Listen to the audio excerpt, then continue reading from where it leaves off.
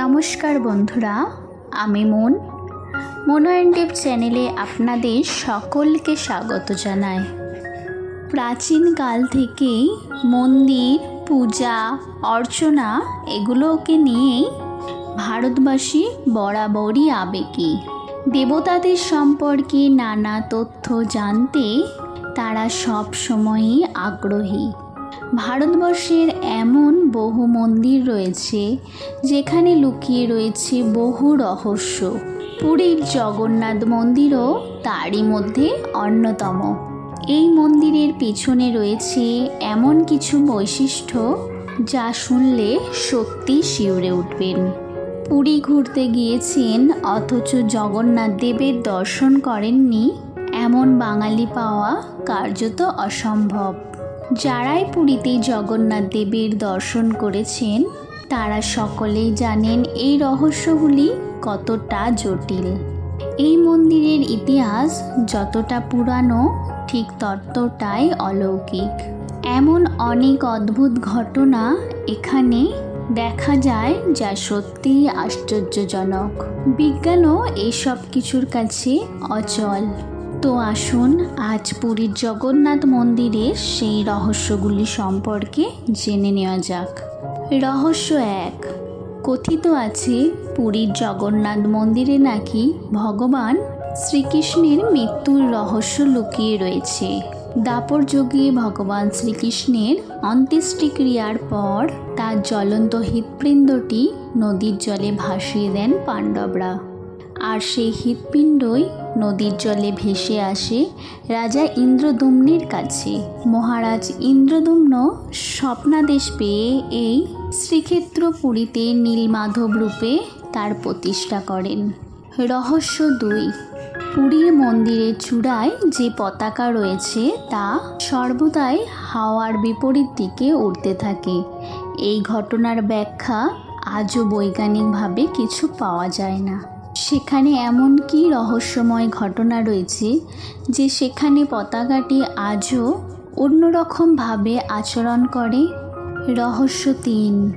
পুরীর মন্দিরের উপরে সুদর্শন চক্রের ওজন 20 কেজি।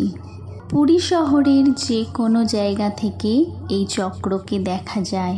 আড়াল আবডাল কাটিয়ে পুরীর যে কোনো প্রান্ত থেকেই তা দেখা যায় এবং যেদিক থেকেই দেখুন না কেন সবসময় মনে হবে যেন চক্রটির সামনের দিকটি দেখছেন। রহস্য 4। পৃথিবীর যে কোনো প্রান্তে আপনি যে মন্দিরেই যাবেন দেখবেন অনেক পাখির আনাগোনা, কিন্তু পুরীর মন্দিরের উপর দিয়ে আজও পর্যন্ত কোনো পাখি উড়তে দেখা যায়নি।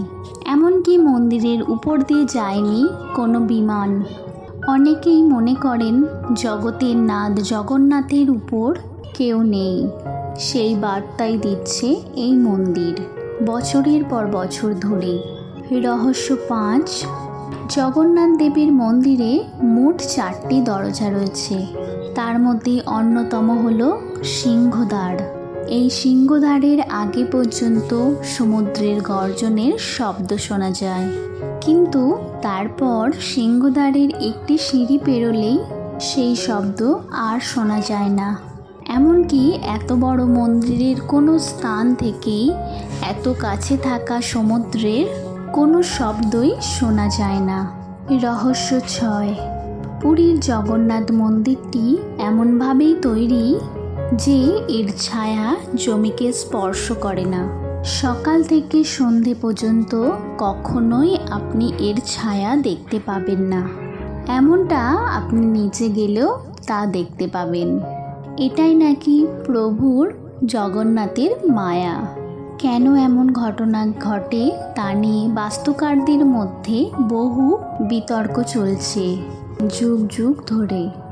রহস্য 7। বিশ্বের যে কোনো জায়গায় সকালে সমুদ্র থেকে হাওয়া আসে তীরের দিকে, আর বিকেলের দিকে উপকূল থেকে সমুদ্রের দিকে হাওয়া যায়। তবে আশ্চর্যের বিষয় পুরীতে তার উল্টোটা হয়। এটাই নাকি শ্রীক্ষেত্রের মহিমা। রহস্য 8। পুরীতে 1800 বছরের রীতি অনুযায়ী মন্দিরের গা বেয়ে প্রতিদিন একজন কুলপুরোহিত মন্দিরের একেবারে উপরে উঠে যান।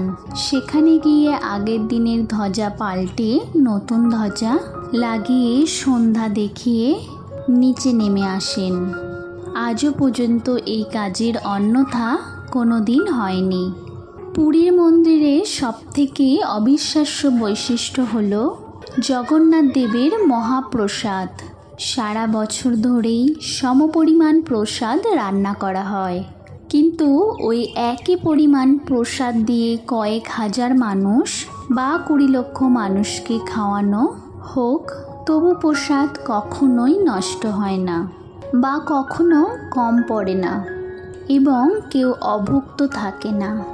এমনকি পুরীর মন্দিরের রান্নাঘরও বেশ অলৌকিক। একটি পাত্রের উপর আরেকটি এমন করে মোট 7টি পাত্র উনানে বসানো হয় রান্নার জন্য।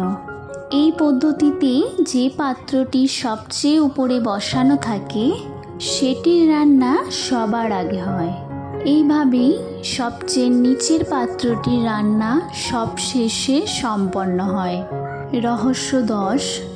12 বছর অন্তর জগন্নাথ, বলরাম ও সুভদ্রার নবকলেবর হয়। জগন্নাথ, বলরাম, সুভদ্রার মূর্তি যে কাঠে নির্মিত হবে সেই গাছের কতগুলি বিশেষ বৈশিষ্ট্য থাকে। যেমন সেই গাছটি নিম গাছ হবে, অথচ গাছের মধ্যে চন্দনের গন্ধ থাকবে। গাছের মধ্যে শঙ্খ, চক্র, পদ্ম ও গদার চিহ্ন থাকবে। আর গাছের উপর দিয়ে কোনো দিনও কোনো পাখি যাবে না, গাছের উপর কোনো পাখি বসবে না এবং গাছটি সাপেরা ঘিরে থাকবে ইত্যাদি। বলা হয় এই রকম গাছের সন্ধান প্রতিবার স্বপ্নাদেশের মাধ্যমে পুরী মন্দিরের মুখ্য পুরোহিত পেয়ে থাকে। তারপরেই হয়ে থাকে নবকলেবরের প্রস্তুতি। রহস্য 11। এটি শোনা যায় জগন্নাথ দেবের মূর্তির পরিবর্তন আজও পর্যন্ত কোনো পূজারী দেখেননি। যখন এই মূর্তি বদলানো হয়, পূজারীদের চোখে কাপড় বেঁধে রাখেন এবং তার 2 হাতও কাপড় দিয়ে বাঁধা থাকে। তাতে কেউ এটি দেখতেও পান না এবং মূর্তিটি স্পর্শ করতে পান না। পূজারীরা বলেন এটি খুবই আশ্চর্যজনক একটি মুহূর্ত। এই সময় যদি কেউ ওই কক্ষে প্রবেশ করেন তাহলে তার মৃত্যুও হতে পারে। রহস্য 12।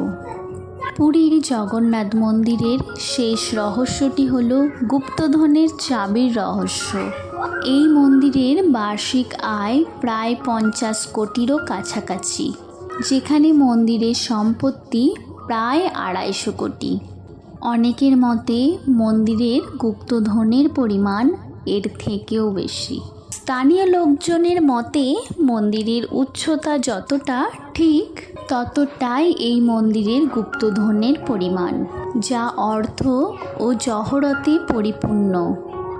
হিন্দুদের অন্যতম তীর্থস্থানগুলির মধ্যে একটি তীর্থস্থান হল পুরী, যারই মধ্যে ভগবান শ্রী শ্রী জগন্নাথ দেবের মন্দির অন্যতম। এমন হিন্দু ধর্মের মানুষ খুঁজে পাওয়া মুশকিল যারা পুরীতে বেড়াতে এসেছেন অথচ জগন্নাথ দেবের মন্দির দর্শন করেননি। শুধু ভারতবর্ষ নয়, নানা দেশের নানা প্রান্ত থেকে অসংখ্য ভক্তগণ এই পুরীর মন্দির দর্শন করতে আসেন। এই পবিত্র মন্দিরের অলৌকিক রহস্য আপনারা সকল শুনলেন, যার ব্যাখ্যা অনেক চিন্তা ভাবনা করেও সঠিক যুক্তি দিয়েও করা যায়নি।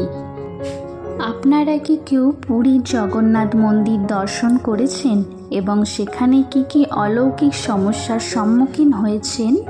আপনারা কমেন্টের মাধ্যমে জানাতে একদম ভুলবেন না। তো বন্ধুরা, ভিডিওটি ভালো লেগে থাকলে ভিডিওটিতে লাইক করতে ভুলবেন না, ভিডিওটি শেয়ার করতে ভুলবেন না, যাতে এই ধরনের তথ্য আরও অনেকের কাছে পৌঁছে যেতে পারে।